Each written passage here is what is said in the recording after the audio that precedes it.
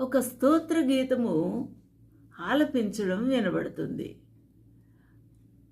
ఆ స్తోత్ర గీతము సైన్య సమూహాలు ఎంతో అద్భుతమైన ఆ యొక్క స్వరమును వినిపించుచు స్తోత్ర గీతాలు పాడుతూ ఉన్నారు. ఎవరు ఈ స్తోత్ర గీతాలు పాడుతూ ఉన్నారు?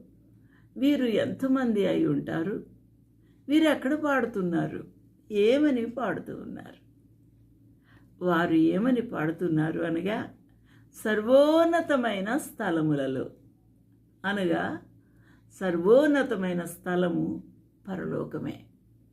అక్కడ దేవునికి మహిమయు, ఆయనకి ఇష్టలైన మనుషులకు భూమి మీద సమాధానం కలుగునుగాక. ఇప్పుడు సర్వోన్నతమైన స్థలము ఏది అయ్యింది? పరలోకములో నుండి ప్రభు దిగి వచ్చేసాడు.